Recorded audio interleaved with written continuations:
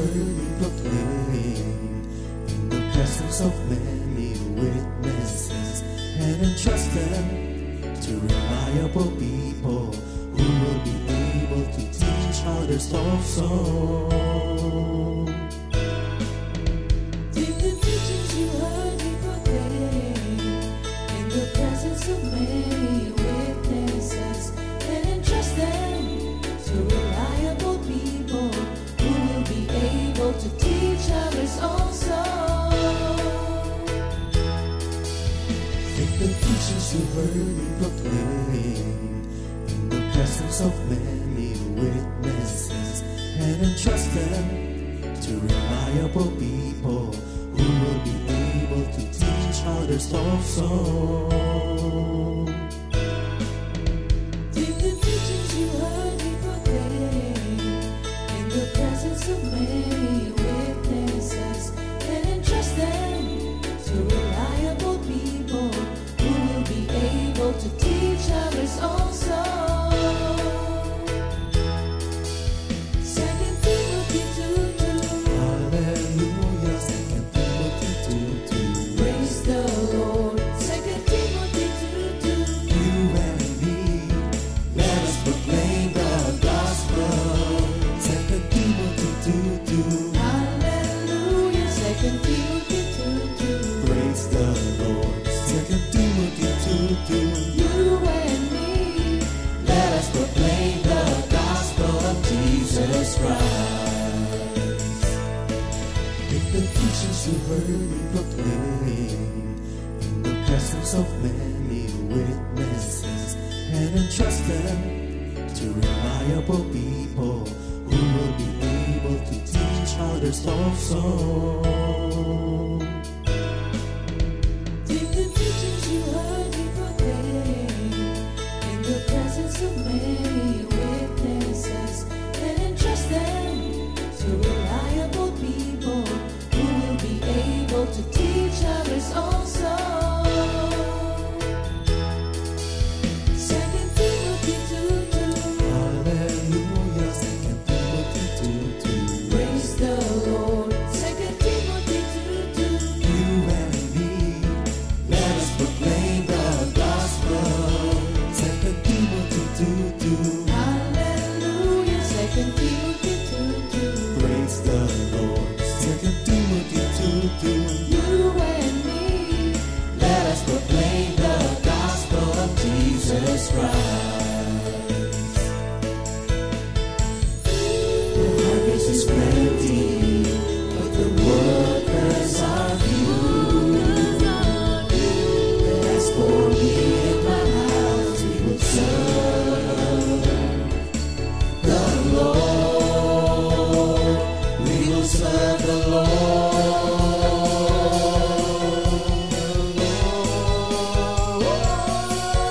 2 Timothy 2:2. Hallelujah. 2 Timothy 2:2. Praise the Lord. 2 Timothy 2:2.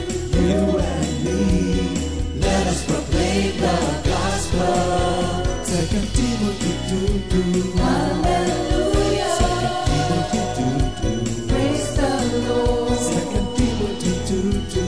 You and me, Let us proclaim the gospel of Jesus Christ. 2 Timothy 2:2. Hallelujah. 2 Timothy 2:2. Praise the Lord. 2 Timothy 2:2. You and me, let us proclaim the gospel. 2 Timothy 2:2. Hallelujah. 2 Timothy 2:2. Praise the Lord. 2 Timothy 2:2. You and me, let us proclaim, live up this day, delighting the Lord for His goodness. Let us proclaim, live up this day, delighting the Lord for His goodness. Let us proclaim, live up this day, delighting the Lord for His goodness. And He's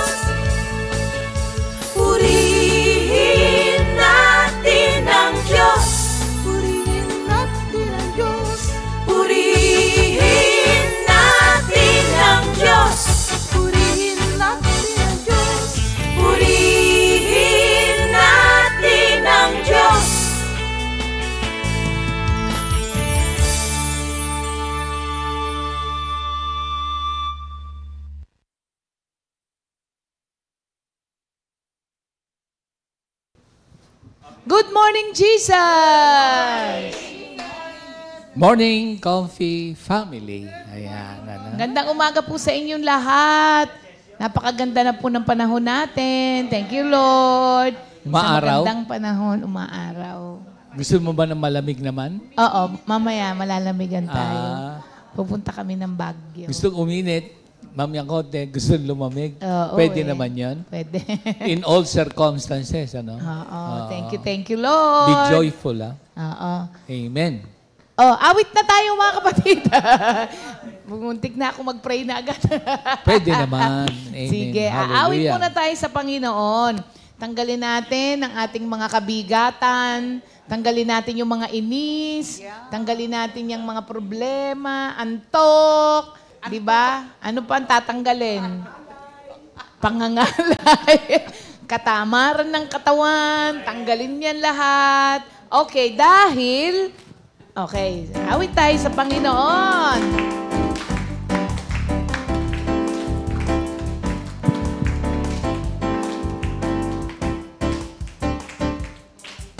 Mabuti ang Diyos sa lahat ng nagtitiwala sa Kanya.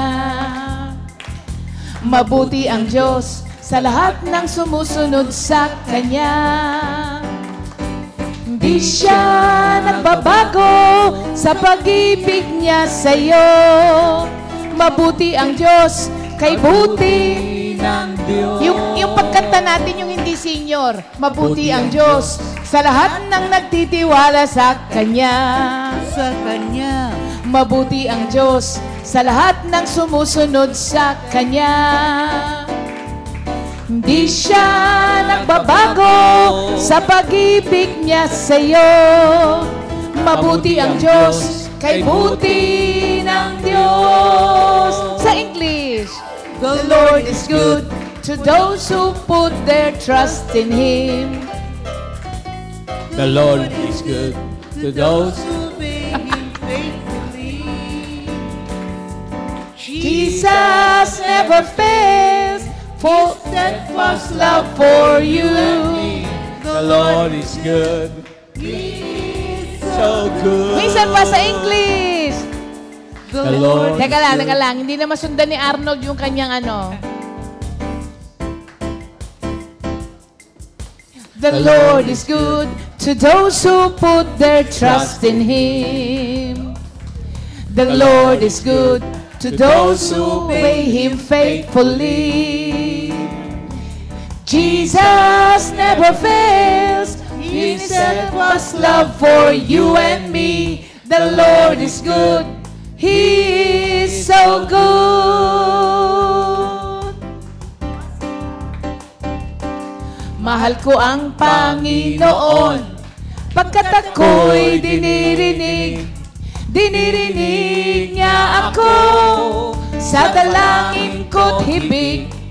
Pag kanyang dinirinig, sa tuwing ako'y tumatawag, kung ako ay tumatawag, sinasagot niya agad. Manalig ka o puso ko, sa Diyos ka magtiwala, pagkat siya ay mabuti, di marunong magpabaya. Manalig ka o puso ko, sa Diyos ka magtiwala. Ko't dalangin mo, dinirinig niya. Senior kasi na rin tumutugtog natin eh. Sige no, go! Umasa ka sa Diyos, ang mabuti gawin, at mananahan kang ligtas sa lupain. Sa Diyos mo hanapin ang kaligayahan, at ang pangarap mo'y iyong makakamtan. Manalig ka o puso ko, sa Diyos ka magtiwala, pagkat siya ay mabuti, di marunong magpabaya. Manalig ka o puso ko, sa Diyos ka magtiwala. Dalangin ko't dalangin mo, dinirinig niya. Minsan pa! Mahal. Umasa ka Sa sa Diyos. Saka sa Diyos. Ang mabuti Gawin. gawin. Mabuti gawin. At mananahan kang ligtas sa lupain. Sa Diyos mo Sa hanapin Diyos mo hanapin. ang kaligayahan. Kaligayahan. At ang pangarap mo'y iyong makakamtan. Manalig ka o puso ko, sa Diyos ka magtiwala. Pagkat siya ay mabuti, di marunong magpabaya. Manalig ka o puso ko, sa Diyos ka magtiwala. Manalangin ko't dalangin mo, dinirinig niya. Dalangin ko't dalangin mo, dinirinig niya. Thank you, Lord. Parang nakakalimutan natin, senior na lahat, no? Parang di na tayo sanay, kumanta ng mabilis, no? Kahit mabilis yung tugtog, mabagal pa rin yung pagkanta. Thank you, Lord. Ayan. Pero kaya natin yan dahil sa lakas ni Kristo. Kantayin natin yun. Sige. Ano yung lakas ni Kristo? Hindi. Ang lahat ng ito'y magagawa ko. Ayan. Ayan kasi yung ating word ngayon. Gonold.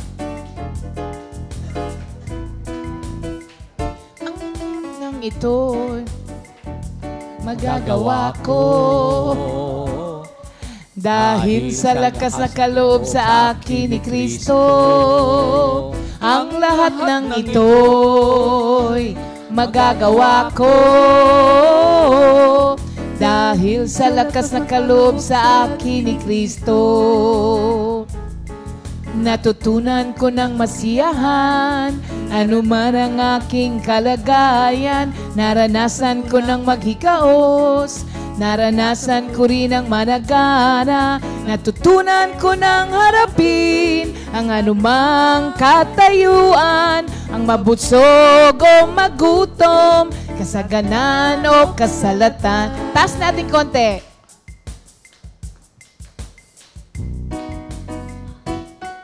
Nang ito'y magagawa ko, dahil sa lakas na kaloob sa akin ni Kristo. Ang lahat ng ito'y magagawa ko, dahil sa lakas na kaloob sa akin ni Kristo.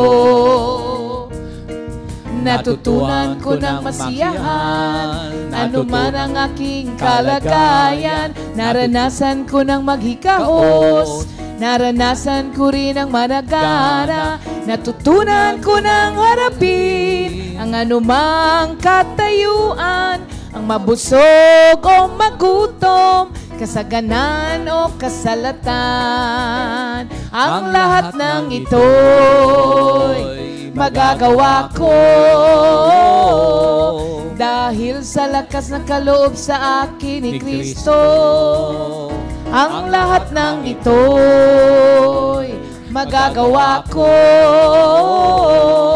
dahil sa lakas na kaloob sa akin ni Kristo.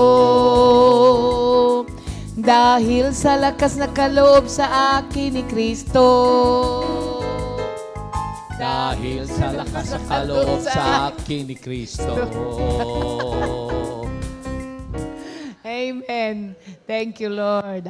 Okay, thank you, Jesus. Tayo po'y manalangin muna. Hallelujah, hallelujah. Glory, glory to God. Lahat ng parangal papuri sa iyo po lamang. Thank you, Lord, sa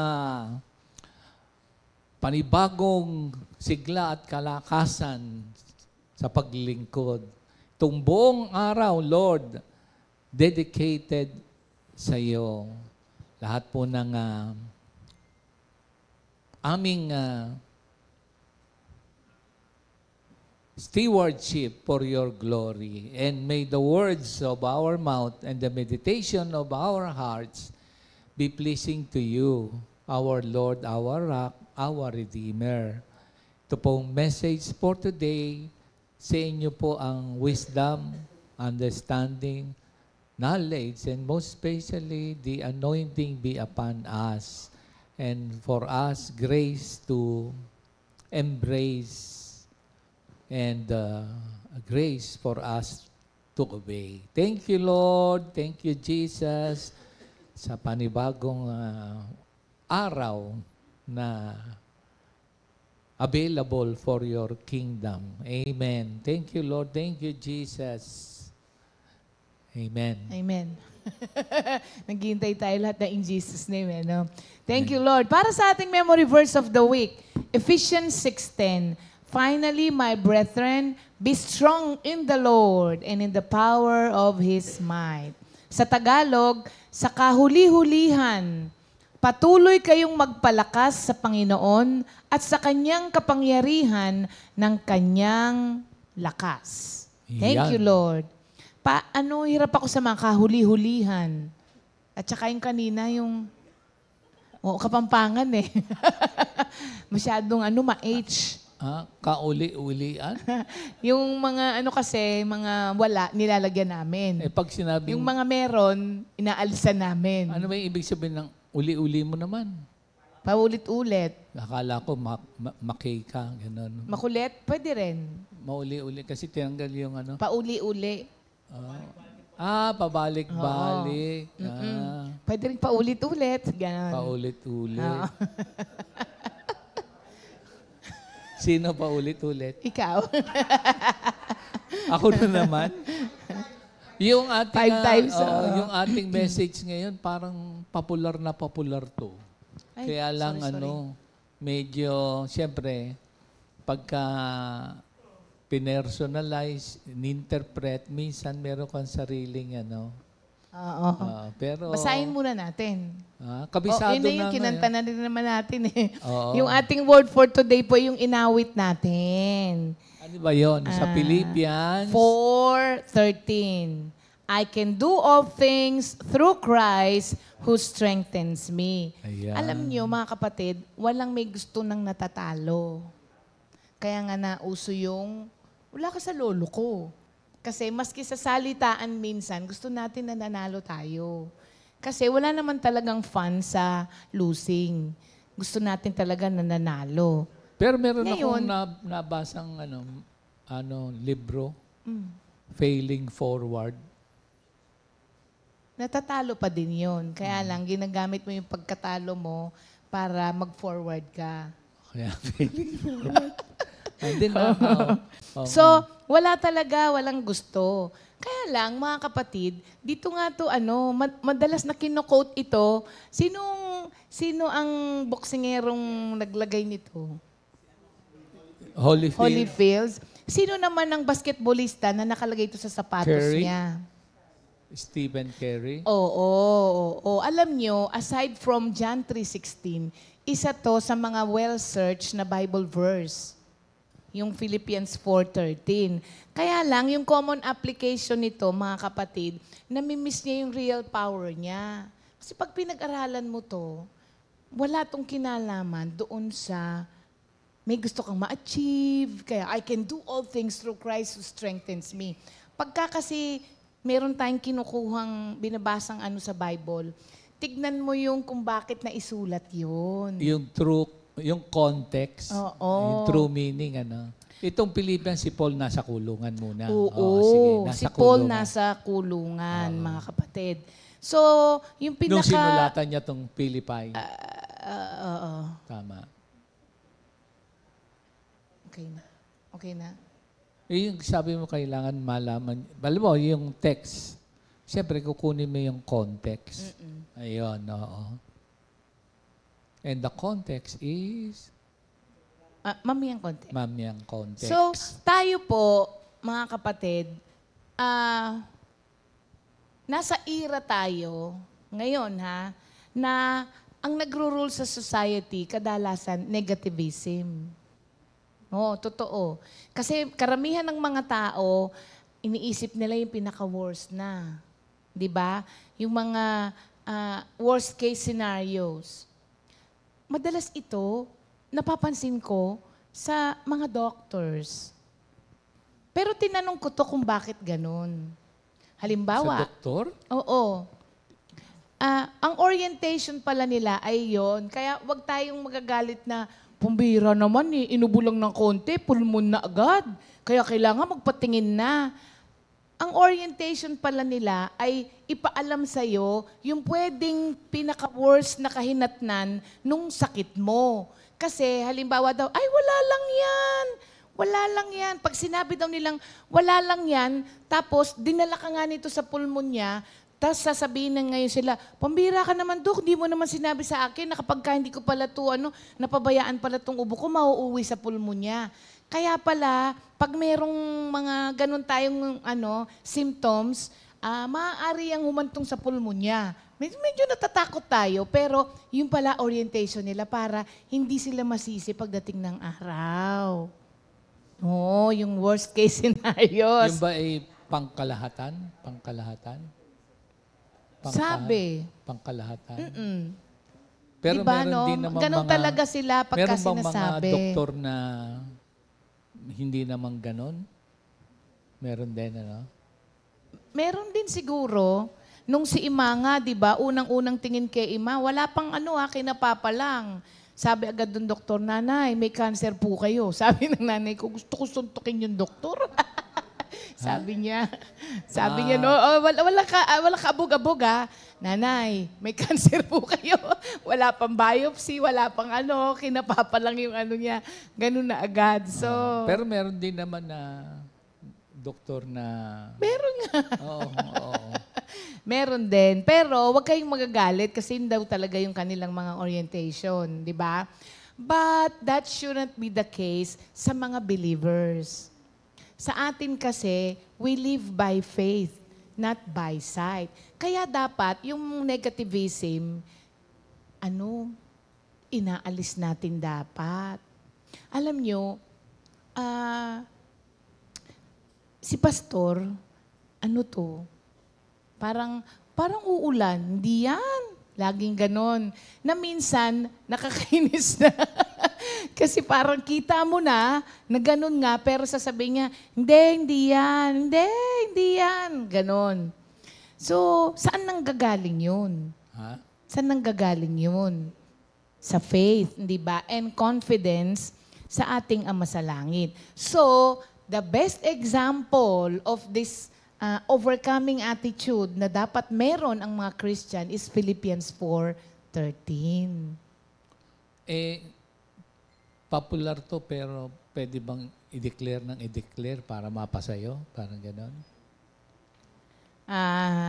Sasagutin mamaya din sa okay. lesson? O Hindi, naisip ko lang Sige. na parang it will make us aware, meditate on it, and of course, trust that the promise or the Word of God will come true. Parang ganun. Sige. Ito po ay walang kinalaman doon sa mga pangarap mo na gusto mong maabot. Oo. O kaya, meron kang gustong mangyari sa buhay mo, tapos ito na ikakot ito, mangyayari yun. Hindi po yun sa ganun. Unang-una, kung meron pong isang tao na may rason para madominahan siya ng flesh niya at that moment, it was Paul. Kasi, sabi nga ni Pastor, nakakulong si Paul. And under Nero. Kilala naman po natin si Nero, hindi ba? Kung tutuusin, parang iniisip niya, yun na yung endgame niya. Ala na, endpoint niya na yon. Kasi, para siyang doktor. Iniisip niya na yung worst case scenario na papatayin na ako nito. Kasi ganun po talaga si Nero that time, mga kapatid. Pero, naisulat pa rin niya ito. And ito po yung context kung bakit naisulat ni Paul ito kahit siya ay nasa kulungan. Natutunan niya ang secret of being content. Ang Oo. tunay na meaning pala nito ay finding contentment in all circumstances by the strength that comes from the Lord Jesus Christ. Yes. So, Okay. sa Kanya, matututunan natin na ang contentment po is not directly related sa environment natin o sa sitwasyon natin. Kaya nga ngayon, kahit 20 lang ang laman ng wallet mo, nakakangiti ka pa din. Kasi hindi na nakadepende dun yung contentment. Minsan nga sabi, 20 lang ang pera ko eh. Pero 3 araw na minsan yung 20 mo sa'yo, 20 pa rin siya, di ba? Buo pa rin siya. Di ba? So, yun ang natutunan ni Paul na pagka sa dating pananaw mo o pananaw ng mundo, parang wala nang pag-asa yung sitwasyon mo. Pero nasasabi pa rin niya.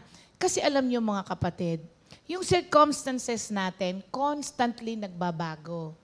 Yung mga tao sa paligid natin constantly nagbabago. But God never changes. At doon kinuha ni Paul yung peace niya under yung difficult circumstances because God never changed. So, hindi nakadepende sa kalagayan mo ngayon ang kayang gawin ng Diyos sa'yo. Kaya minsan, pagka kinumpara mo yung kinalalagyan mo ngayon, kung ikaw man ay nasa mahirap na sitwasyon ngayon, pag kinumpara mo doon sa pananaw mo dati, ibang-iba ka na ngayon. Ibang-iba ka na ngayon. So parang, sabi nga nung iba, talagang hindi ito maiintindihan mga kapatid ng wala sa Panginoon. Kasi nadapa ka na, thank you Lord, ay thank you Lord, nadapa ako eh. Ganon. O kaya, ano ba yung mga nangyayari sa buhay na kung tutuusin eh, halimbawa, si Sister Aida, nung may cancer siya, nagkaroon ng cancer, pero grabe siyang umiti at tumawa kapag yung pinag-uusapan yung tungkol sa kalagayan niya. So yung mga ganong tao, natagpuan ni Paul. Yung kalagayan ni Paul, sabi niya, kung meron siyang need, kung meron siyang abundance o konti, na-learn niya to be content in whatever situation. Oo. At alam niyo ba, ito pong natutunan na to, yung na-learn niya, ay isang miraculous gift from the Holy Spirit. Kasi alam niyo, supernatural na pananaw na yun. Hindi na natural yun. So yung contentment, it is a virtue na meron kang It is inward, a God-given gift.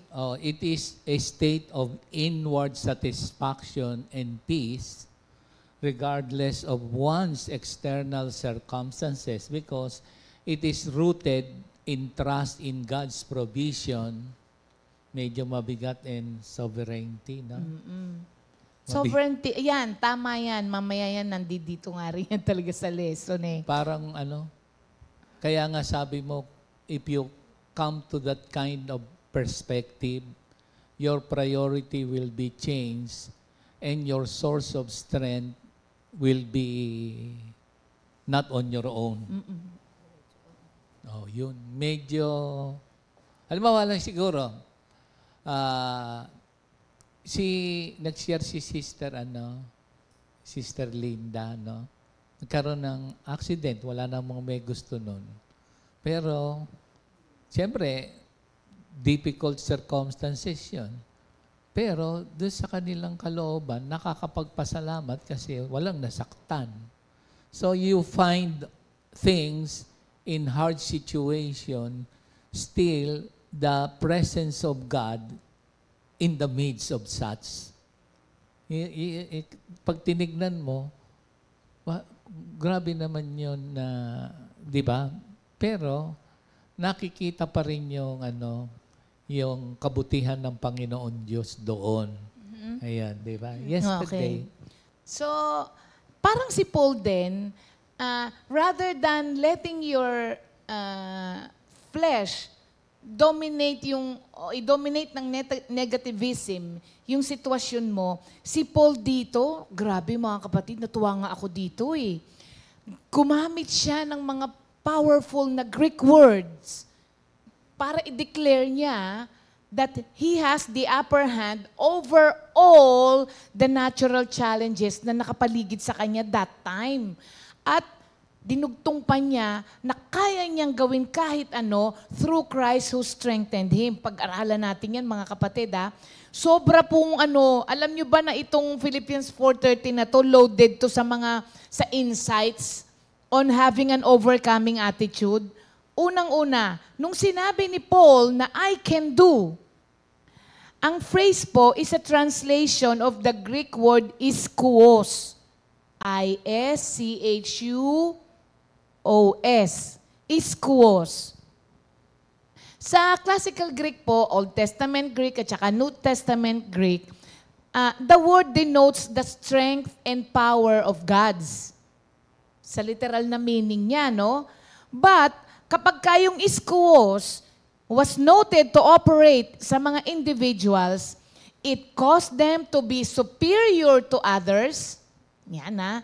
When you say superior, hindi po ito yung hindi po ibig sabihin na yung mayabang na angat ka sa iba. When you say superior, parang yung pinag-aralan natin nung nakaraan na high caliber, high rank. Yan na yung niya. High in quality. Hindi yung superior na So it cost you to be superior to others. It cost you to be champions and victors. And it will give you the upper hand in every individual. It will give you in every situation so that you operating in ischus will prevail in every circumstances. Grabe, no? Ganun pala yung ibig sabihin ng ischus. It caused you to be superior to others, to be champions, and to be victors. Because the source of power is strength in our Lord Jesus Christ. Mamaya pa. Oo, dito muna tayo sa I can do. Ayun. Tapos, dinagdag ni Paul, I can do all things, ang sabi rito. Yung phrase po na all things comes from the Greek word panta. P-A-N-T-A, panta. Ito po ay pinagsamang dalawang salita, pan at saka ta. Yung pan, ang ibig sabihin nito, it is an all-encompassing word that includes everything and excludes nothing. Grabe ito, mga kapatid. Tandaan nyo itong mga, parang sobrang mabubusog kayo dito sa Philippians 4:13 na to, no? So, yung ibig sabihin po ng word pan, an all-encompassing word that includes everything and excludes nothing. And the word ta, dinugtong kasi. Yung ta, ibig sabihin, even in the smallest things. Kaya yung in all things na yon, yung word na panta, ang ibig sabihin nito, you will have the upper hand over everything with nothing excluded, including even the most, yung maliit na detail. So sabi niya, I can do. Pwede kang maging champion, pwede kang maging victor. Sabi doon, all things in everything that excludes nothing and even in the smallest thing.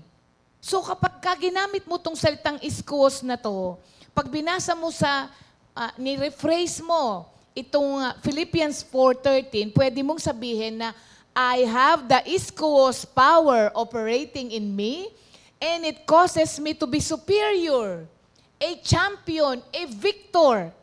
And this ischus gives me the upper hand in every situation I face and causes me to prevail in every circumstance.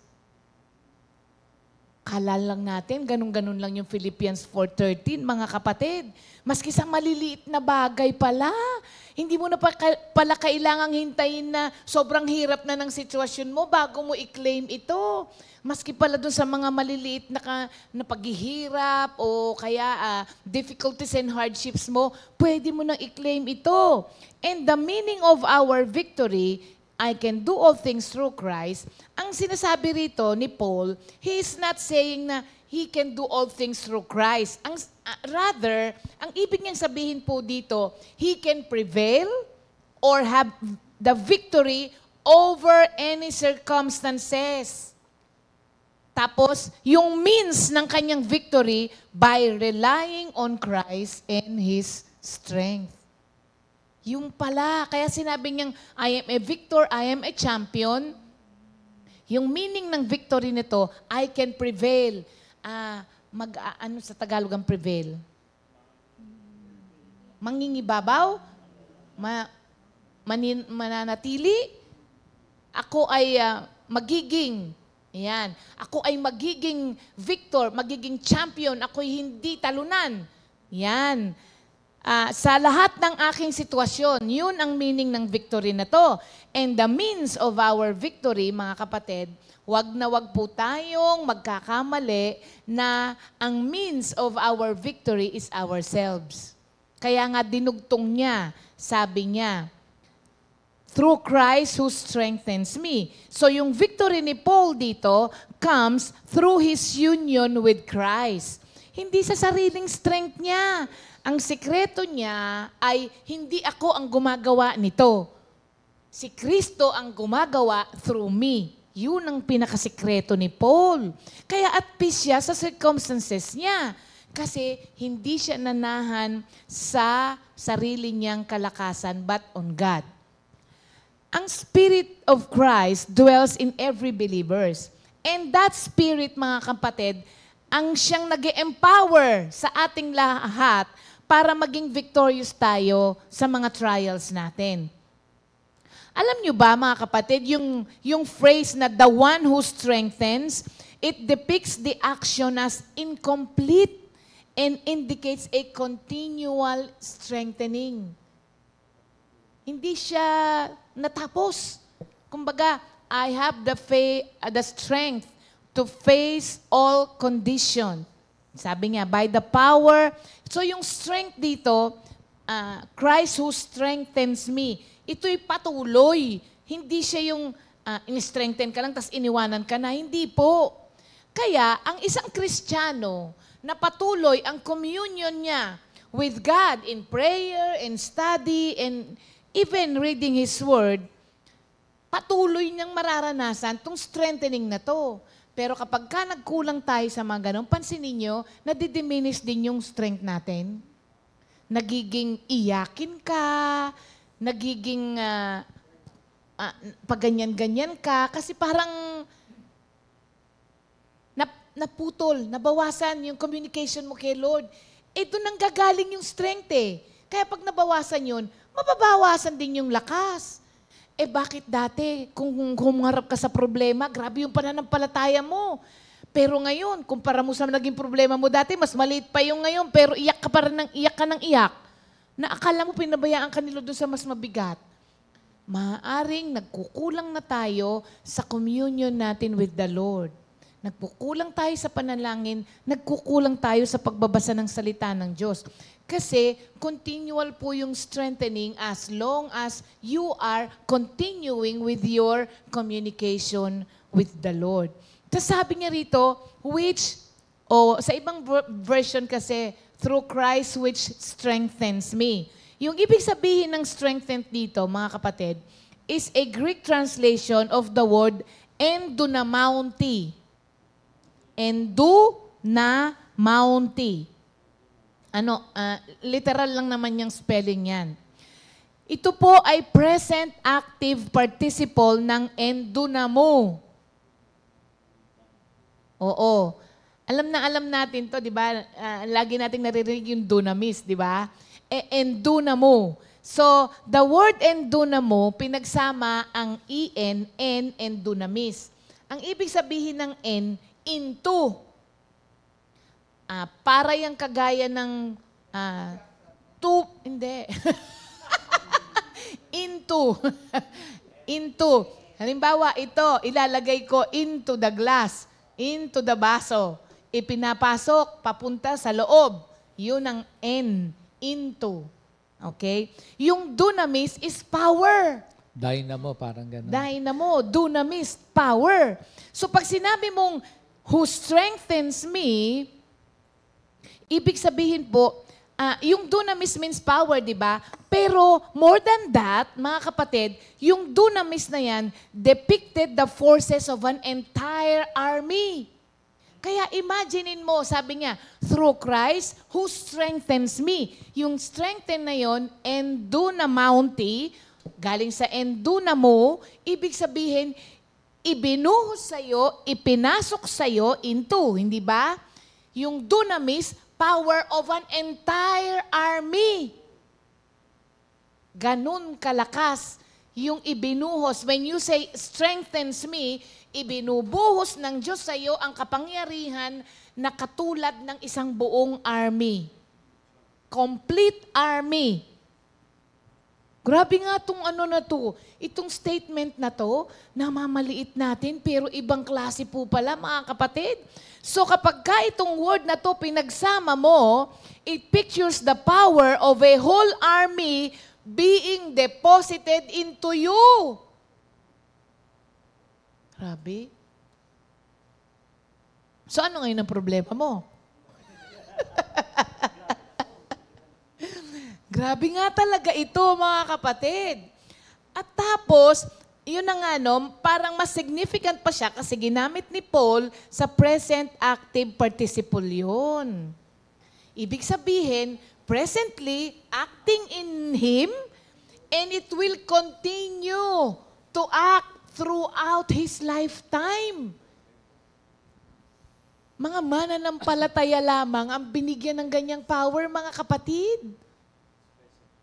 Napapansin niyo po ba? Tayo na ngayon ang hinahanap ng pamilya natin pag may problema sila. Tawagin mo si Bong. Papuntahin niyo si Kuya Bong. Papuntahin mo si Tito Bong. Bakit?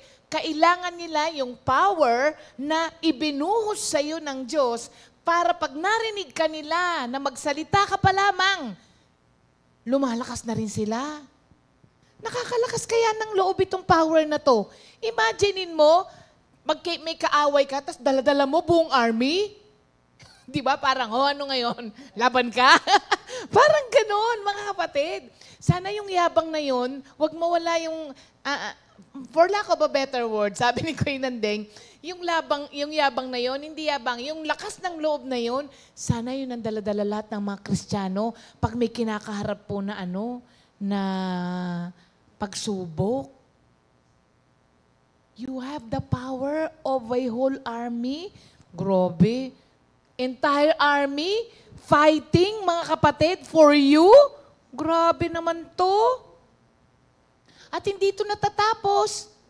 Hanggang sa buong buhay mo, hanggang magkita kayo ni Lord, present itong power na to sa'yo. Kaya, King Leon, King Tigre, ako tatakot. Oo, ganon. Yun ang ibig sabihin nito, mga kapatid. Kaya si Paul, mamamatay na lang siya, kaya pa niya sabihin to? Anong klaseng lakas ng loob yun? Sinong magbibigay sa'yo nun? Kahit matapang ako nung bata ako, may kinatatakutan din ako eh. Hindi ba? Pero ito, grabe. Parang pagka inisip mo yung kalagayan ni Paul, tapos nagsulat siya ng ganito, ano itong taong to? Wala nang kinatatakutan? Diba? Parang si Pastor Rapi. Si Pastor Rapi sa kalagayan niya, alam niyo ba nagbibilin na siya? O yung kung anong mangyari, bibigay mo kay ganito, kay ganito. Hindi dahil sa natatakot siya. Meron bang natatakot na naghahanda? Hindi. Kasi maliwanag na sa kanya na pag nabuhay ako, magsiserve ako kay Lord. Pagka kinuha na ako ni Lord, sabi niya, tapos na yung mission ko dito. Makakasama na ako ni Lord. So, yun yung power operating in all believers, mga kapatid. Kaya tinatanggal nito yung takot eh. Kaya minsan, di ba, pag pinag-uusapan natin ng kamatayan, meron bang takot? Meron. Pero, nakakalakas din ng loob yung mga pangako ng Diyos. Kaya ngayon, malaya natin pag-usapan ng kamatayan. Sabi ng ibang tao, ano ba naman yan? Ano ba naman yan? Ang mga taong matatalino, naghahanda para sa kanyang kamatayan. Oo. Kasi ang nangyayari, pinaghahandaan natin yung dipo, yung 65, yung 50, yung golden. Bakit hindi mo paghandaan ng kamatayan mo? Pwede ba ako magtanong? Oh. Paano mo paghahandaan ng iyong kamatayan? Eh di nilalagay mo in order ang lahat ng mga bagay. Kaya nga kahit minsan naghahanda ng kamatayan, yung kahit malakas ka at wala kang nararamdamang sakit, nagsasabi ka na, oh, ano ha, ito yung ito yung PIN number ng aking ATM. At ba't ka ba nagbibilin, ang lakas-lakas mo. Kasi alam natin na wala sa lakas yan. Di ba minsan nga yung walang sakit, nauuna pa dun sa mga may sakit. Paano mong ipamumuhay itong Philippians 4:13 if you are not Naghahanda. in that kind of state? Anong ibig sabihin not in that kind of state? Kasi, napansin ko lang, kailangan pa bang matandang-matanda ka na? O kailangan bang may karamdaman ka na o nakaratay ka na bago mo maipatupad to? O pwede ring ipatupad? Parang doon mo siya kailangan kasi. Kapag ka nandun ka sa ganung sitwasyon. Kaya nga tinatanong ko na kahit na wala ka doon sa ganong estado, can you be in this kind of state Yes, as we you learn? can. Yes, you can. And how can you live out this Philippians 4:13? Ayun na nga, yung hindi ka natatakot sa hinaharap, kasi alam mo kung sinong may hawak ng hinaharap mo. So Oo. meron kang inner peace that comes sa iyong pagtitiwala kay Lord na siya ay tapat at mabuti at siya ay sovereign God and in full control. Mahirap nga sa universe na naman ako, lagi naman akong ganun. Part lang tayo, tong earth, tas yung tao na mahal niya. And if you are in that kind of state, thank you, Lord. Thank you, Lord, na umabot ka dun sa ganong state, Oo. Nasa atin na po yan. We just have to remind ourselves. So we have a choice. Sa ating mga mananampalataya, nung ibinigay ng Diyos sa atin, when Christ filled you with the Holy Spirit, mga kapatid, in-infuse din niya itong ability na to of a whole army. Kaya nga sabi niya kanina, mo into, ibinuhos, ibinigay sa iyo yung power that is equivalent to a whole army. And He will continue to infuse you with it, mga kapatid. Lalong-lalo na kapag kailangan mo. Minsan, yung flesh natin will tell you the other way around, na naku, mamamatay ka na. Naku, wala nang pag-asa yung sitwasyon mo. Naku, hindi ka tatagal na dyan.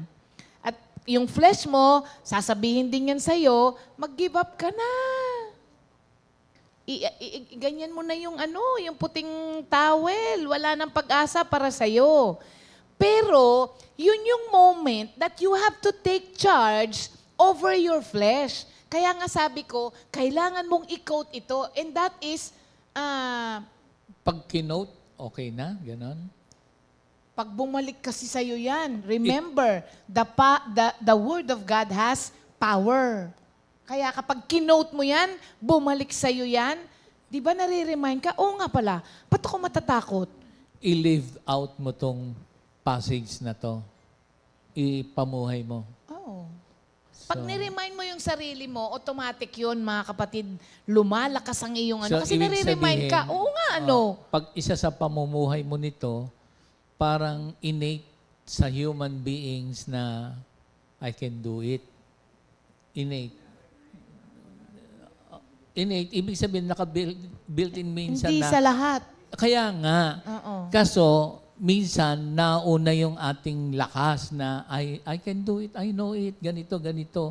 Pero dito, sinasabi na yung ayaw mo ba na ang strength na galing sa ating Panginoong Diyos na parang isang whole army ang kasama mo na hayaan mo siyang, Lord, nasasabihin mo, isusurrender ko po itong ganito na kayo na ang gumawa ng paraan at kalakasan para yung any endeavor and goal ko right now will be a victorious one, di ba? Pwede. Kasi minsan, in reality, yung ating sariling lakas. Pero sinasabi rito, yung source, si Jesus Christ, bibihira naman. So, how about isurrender, gano'n, ang ibig ko sa, to live out, isurrender mo, yung maipamuhay. Yun. Para siya ang, oo, kasi yun ang minsan na napapansin ko dahil medyo mahusay, magaling, something, pero there are times na hindi nating talaga kaya mag-isa.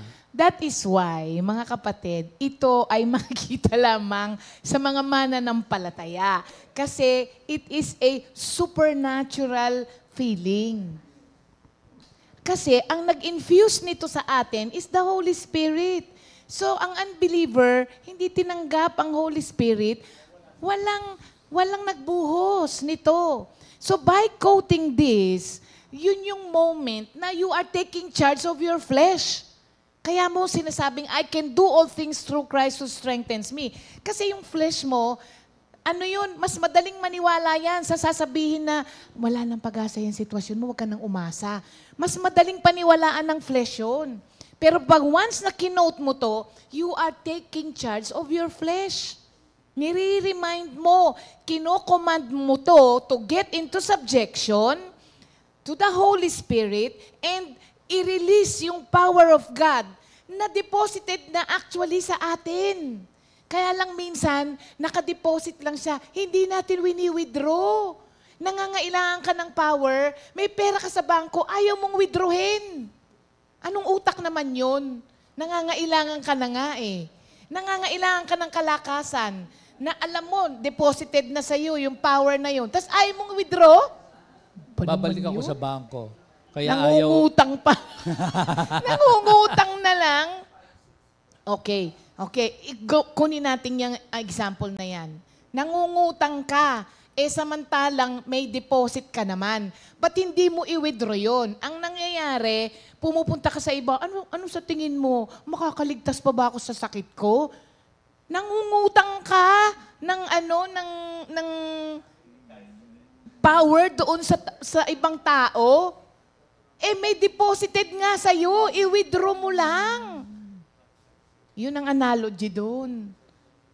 Di ba? Parang pag tinignan mo, ano mo naman to? Mas marami ka pa nga pera sa akin. Minsan, di ba parang gano'n? Mas marami ka pa nga pera sa akin, nangungutang ka sa akin. So minsan, di ba mas malakas ka nga kay Lord? Ba't ka nag-aano sa akin? So yun mga kapatid, deposited na yun sa atin. And once you do that, makikita mo na yung supernatural flow of divine power. Kaya biglang nagigising yung yung wisyo mo. Ba't nga ba ako matatakot? Bakit nga ba, pinagaling na ako ni Lord dito Tinulungan na ako ni Lord ng mas mahirap ang sitwasyon And then, that power na winidraw mo, magfo-flow sa'yo, yun ang magbibigay sa'yo ng upper hand in every situation na daranasin mo. Kaya minsan, may problema ba talaga yung taong yan? May cancer ba talaga yan? Ba't tawa ng tawa? Yun mga kapatid. Hindi maiintindihan ng kahit na sinong wala kay Lord yun. Kasi hindi ma-experience yun dahil walang power deposited doon sa tao na yun. So, rather than letting your mind be dominated, your mind, your body, your emotions, rather than being dominated by your flesh, gamitin mo tong instrumento na meron ka. In essence, mga kapatid, tong Philippians 4:13 na to, is not about achieving anything na isinet mo yung mind mo into. It is finding strength and contentment to face any challenge through faith in Christ. Ulit, yun ang napakaganda. Oo. You find contentment And strength and strength to face any challenge Oo. through faith in Christ. Pwede ba yun? Contentment. Kung may hardship, Yun nga, yung pinakamagandang gamitin tong ano na to. Yun ang pangangailangan ng word na to, yung hardship.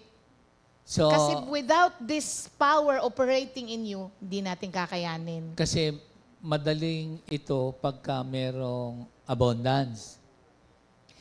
Hindi siya ginagamit pag sa ganun eh. Kaya nga, to face any condition. So, to live out itong any condition, halimbawa lang, di ba, medyo may nararanasan kang hardship. Sa hardship talaga. Oo nga. So, how can you be contented doon sa hardship?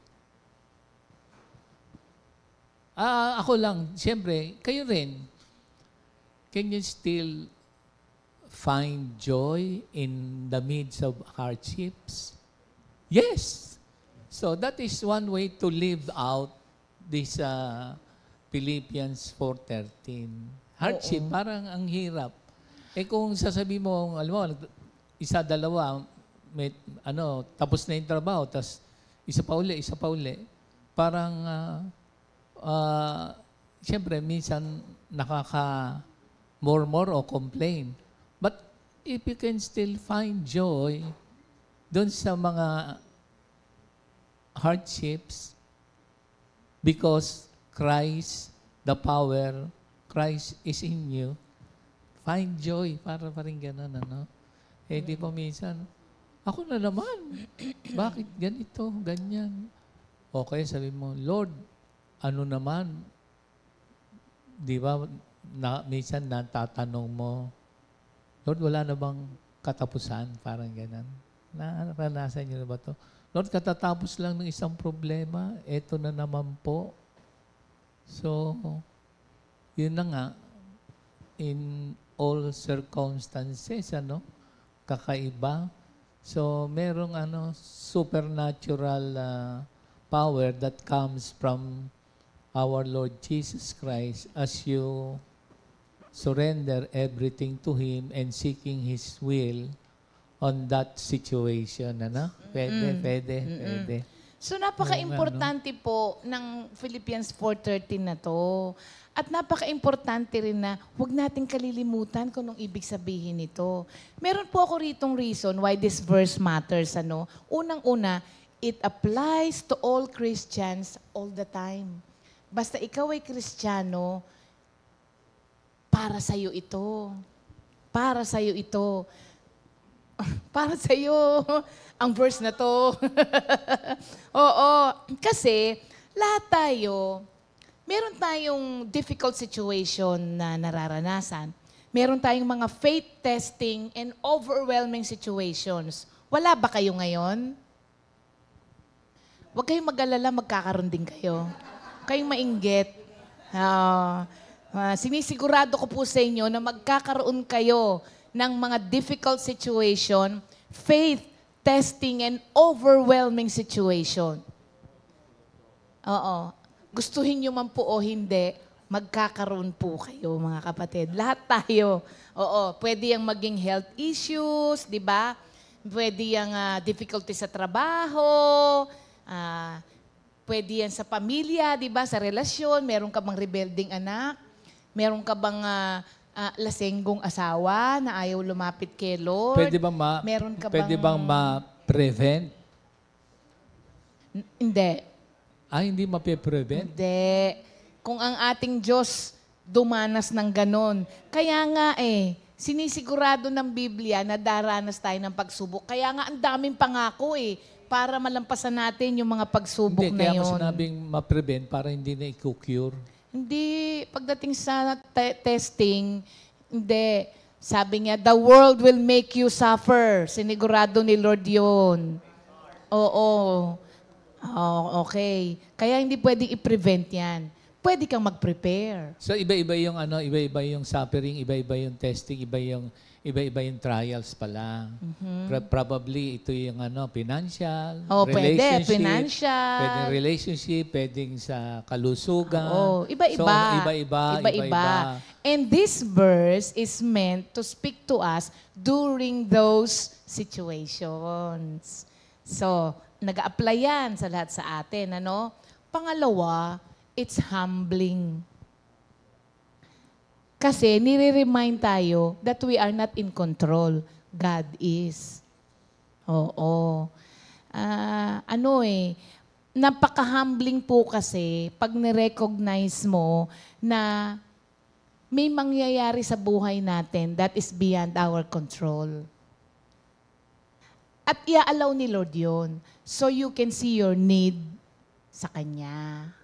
Oo. Yun yung sinasabi mo kanina. Oo nga, kaya nga ako kung merong tao na nakaabot dun sa state na ating pinag-uusapan, si St. Paul. Yes. Parang sasabihin mo, si St. Paul yun.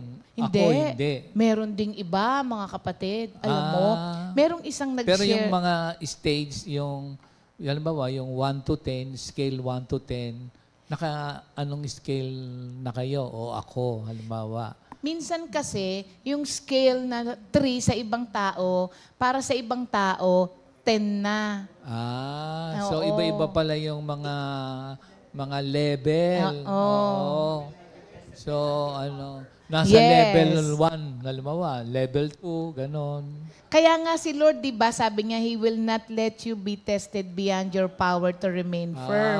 So Okay. minsan, kapag ka itong tao na to, malakas ang pananampalataya nito sa akin Kaya yung di ba may nagsasabi sa inyo, grabe ka rin kung ako dumanas ng pagsubok mo, baka hindi ko kayanin. Para nasa Ganon. Romans 12:3 pala yung amount of faith na meron ka, no? Yes. Okay. Merong isang nag-share sa akin na hindi natin namalayan itong kapatid natin na to ito ay dating manggagawa na nakapag-asawa, gano'n. Nagkaroon na ng ibang buhay. Hindi natin alam na sobrang pinagpala na pala tong tao na to. Pero alam nyo, nagsishare siya ngayon, nung pandemic pala, naapektuhan ng todo yung business niya. Alam nyo kung magkanong nalugi? Hindi ko naman sasabihin kung sino siya. Hindi, yung amount, wag na. Sasabihin pa ba? Hindi naman alam Million. 718 million. Tapos, muntik na daw siyang bumigay noon. Muntik na raw siyang bumigay noon. Sa 718 millions na yon, 300 plus ang kanyang demanda. Sabi niya, Sister Ri, everyday, sabi niya, uma-attend ako ng hearing. Pero he finds comfort in fellow believers. Bumibisita siya dun sa mga kamanggagawa na hindi alam kung ano yun. Pero pag uwi daw niya, gumagaan yung pakiramdam niya. Bumibisita lang siya sa mga kapatiran. Pagka yung, sino ba namang hinding maano nun, di ba? Sabi niya, ano ang gagawin ko? Pupunta lang ako dun sa mga kaklose ba niya na dating na manggagawa ngayon. Kasi dati rin siyang naging worker Sabi niya, hindi ko naman sinasabi yung problema ko doon sa kausap ko. Pero sabi niya, nakikinig lang ako sa kanya. Alam mo, sabi niya, kahit wala akong sinabing problema, pagkatapos namin magkwentuhan lang. Pagkatapos namin magkwentuhan, gumagaang yung sabi niya, yung damdamin ko. So he finds comfort in fellow believers in the midst of that such situation. Oo. Tapos, na-realize nga niya na yung may mga darating... Pero ngayon, konti na lang ang kanyang court cases. Darating ako doon. Darating pa doon na So sabi na-realize. niya, Okay. darating pala talaga ako sa sitwasyon na wala na akong control. Tsaka wala Kahit nang na gaano oo. karami pa yung dumating sa aking pera, mawawalan ako ng control sa sitwasyon. Sabi niyang ganun. Tapos alam mo, nung nawala yun, thank you Lord daw. Sabi ko, ikaw naman, hindi ka naman pinabayaan ni Lord. Ay, tama yan, Sister Riz. Sabi niya, alam mo ba ngayon, 11 na lang yung kaso ko. 300 plus yun na, 11 na lang ang kaso ko. Sabi ko nga kay Lord, Lord, tanggalin mo na nga lahat tong mga to. Tapos nagkaroon daw siya ng desire na mag-outreach ulit.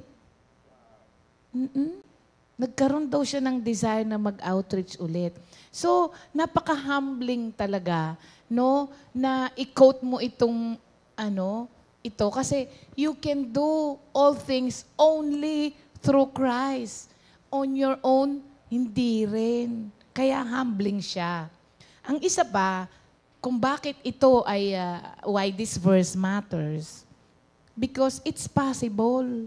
Yung contentment na yon na natutunan natin allows us to praise God amidst pain, amidst humiliation, amidst difficulties. And this is something we can learn. Kasi kung hindi posible ito, bakit si Pastor Rapi posible? Bakit si Sister Aida posible? Iba-iba Bakit situation ito sa finances naman, ito sa health. Oo, bakit sa relationship, kayang ni Lord na yung power niya the enabling power of God will sustain you. Bakit si Nanay Aning? Nakita niyo ba si Nanay Aning paglinggo? Mapapahiya ka doon pagka sumisimangot ka kasi may naunahan ka sa upuan mo lang. Sumimangot ka kasi hindi nasunod yung gusto mo. Mapapahiya ka doon sa mga taong may ganito, and yet daig ka pa sa kagalakan at kalakasan sa pagharap sa sitwasyon nila. Wala ka namang cancer. So, posible. It is something na we can learn. Kasi alam nyo, yung contentment and the joy that comes with it is not something we are born with. Ang totoo, ang bata nga, makikita mo doon yung puro gusto niya, ako lang. Diba? Pagkabata. So we are not born with it. It is something na hindi siya yung ginagrant sa'yo automatically. It is something that you must learn. At natututunan natin ito kadalasan sa difficulties, mga kapatid. That is why yung mga trials natin are not wasted. Hindi sayang ang mga pagsubok na pinapabayaan ng Diyos na daanan natin. Hindi yan sayang. Yan nga yung nagpapalakas sa atin At yan din ang nagre-remind sa atin na you are not in control. God is. Kaya, didikit na ako doon sa kung sino yung may control. Di ba? Ba't ka lalayo sa may control? Gusto nga natin. Kaya nga may sip-sip, di ba? Ano yan? May sip-sip sa mga sa mga organisasyon. Kasi dumidikit sila kung sino yung in control. Kasi makukuha nila yung gusto nila. God is in control. Bakit ka layo ng layo? Dapat nga sip-sip ka kay Lord Huwag natin gamitin yun. Sige, wag nang gamitin yung sip-sip daw, sabi ni Pastor. Gulat Dikit. lang. Dikit. Baka gusto mong rely. Rely. Okay. Rely. Reliance. Rely. Hindi naman in everyday, yung desisyon, pasya, isip, thoughts, damdamin, hindi mo naman kagad marirealize na you rely on the strength of Christ Kaya nga nire-remind tayo dito na reliance on the strength na coming from the strength and sovereignty of our Lord Jesus Christ. Hindi naman ito madali. Kaya nga nakaka-bless yung mga tao na nakikita mong ganon, no? Nakaka-bless sila kasi they learned how to rely on the power of Christ operating in them. Okay. Kaya Even nakakangiti. Pwede ba mag-rely sa small things? Supposed to be big things lang, i-rely mo kay Lord. Pagka maliit, sasabihin mo, kaya ko na to. Pero ang sinasabi dito, kay maliit, kay malaki, magre-rely ka pa rin. Eh, hindi mo naman magagawa yun kasi minsan sabihin, poproblemahin ko pa ba dito si Lord? Ang lit-lit lang. Hindi. Yun nga nire-remind tayo na even sa maliit, sa malaki, magre-rely. Eh, minsan sa malaki lang. Sa maliit, hindi. Pero sinasabi rito, maliit, malaki, magre-rely. Eh, hindi mo naman magre-rely pagka maliit, kaya mo na eh. Hindi ba? So dito, yun yung nire-remind ka. Maliit, malaki, rely. Okay. Oo. And finally, why it matters, tong verse na to, because it is Christ exalting. Kasi, sabi doon, Christ is the one who strengthen you to face difficulties and even blessings. Yung sinasabi ni Pastor kanina. And Christ is the one who receives the glory.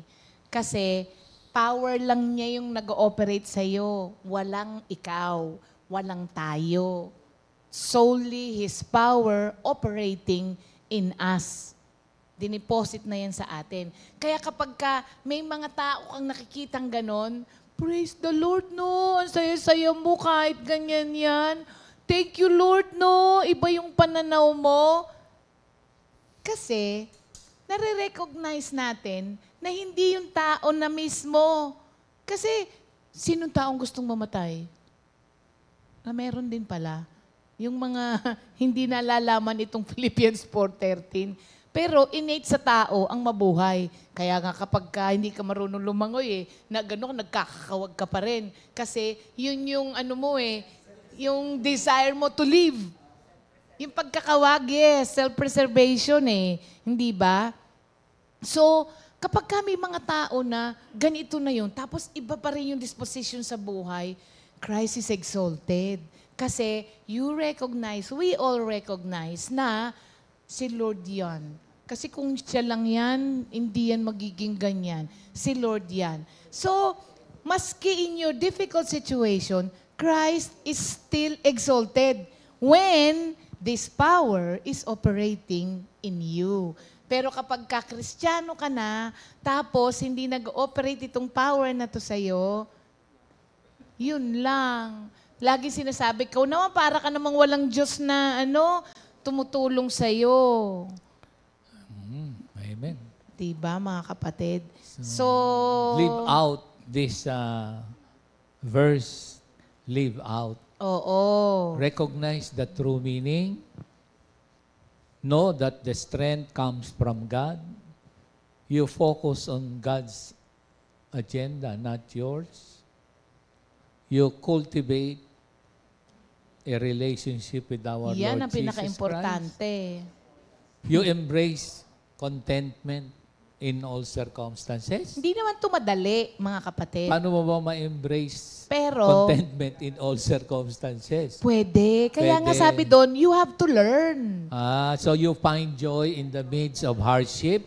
Kaya nga alam nyo, And you wag nyo aanuhin yung hardship. Wag nyo siyang, wag Pohot? mo siyang wag mo siyang i-reject. Ha? Wag mo siyang i-reject. Kasi, doon ka kasi matututo. Doon mo siya malelearn. So, Kasi hindi mo yun siya ang- ma-reject. Ang gagawin mo, Yun ang lesson oo, doon ang gagawin mo, meron kang new perspective.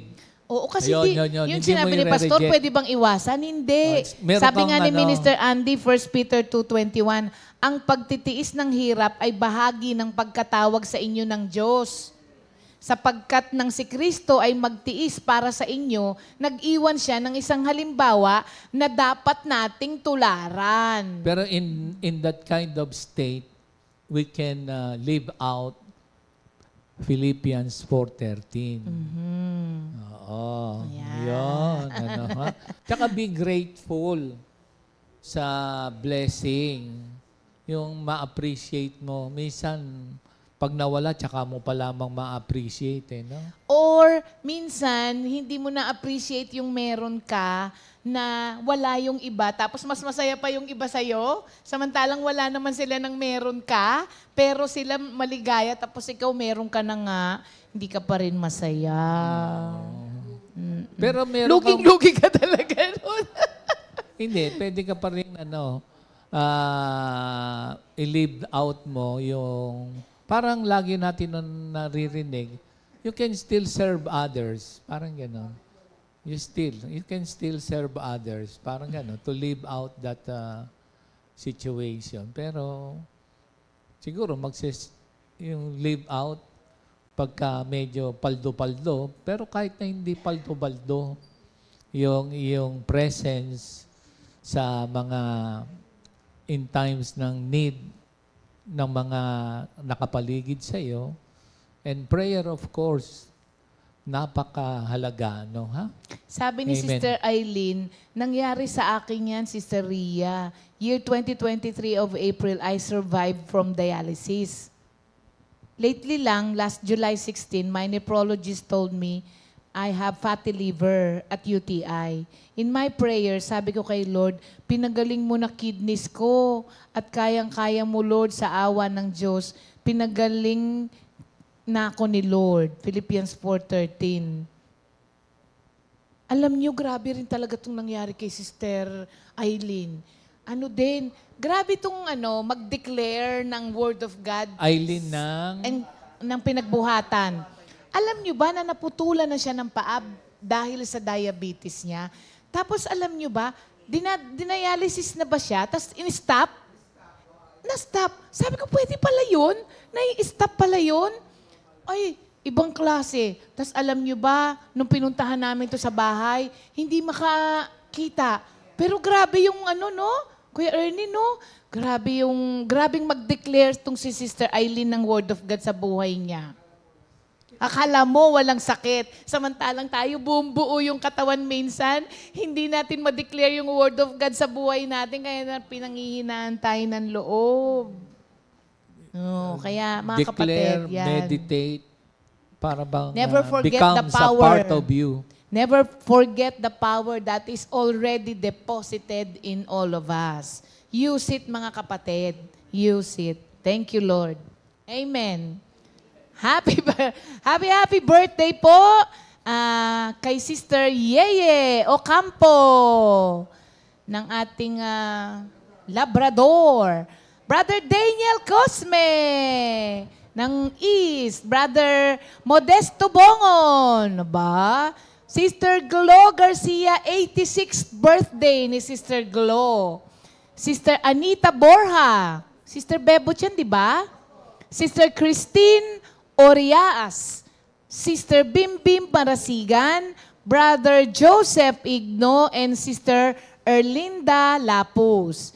And happy anniversary kay Brother Fred and Sister Carmen Sebastian.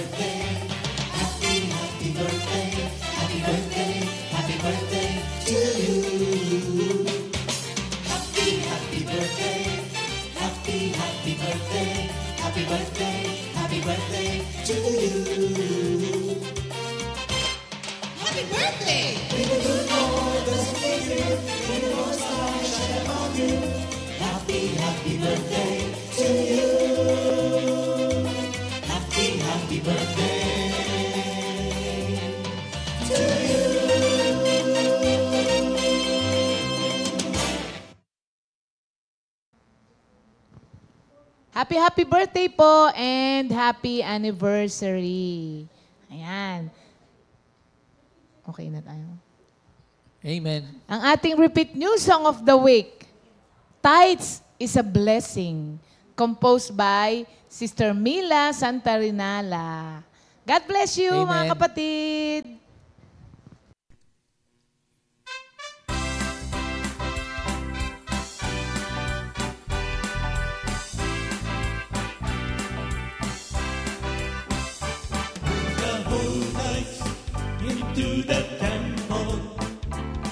there may be food in my house. Test me now on this, says the Lord of hosts, and see if I will not pour out your blessings overflowing. Bring the whole tithes into the temple, that there may be food in my house. Test me now on this, says the Lord of hosts, and see if I will not pour out your blessings overflowing. God's protection will be on your crops. With good things He will satisfy us. All the nations will call you blessed. Oh, what a delightful land we live in. They will be mine, says the Lord of hosts. See how they differ, the righteous from the wicked, between those who serve me and those who turn their back. Return to me and I will turn to you. God's protection will be on your crops. With good things He will satisfy us. All the nations will call you blessed. Oh, what a delightful land we live in. They will be mine, says the Lord of hosts. See how they differ, the righteous from the wicked, between those who serve me and those who turn their back. Return to me and I will turn to you. Return to me and I will turn to you. Says the Lord, says the Lord.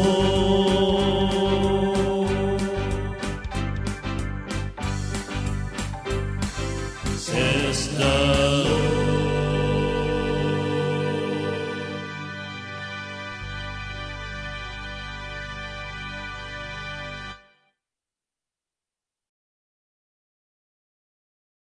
Second Timothy 2:2.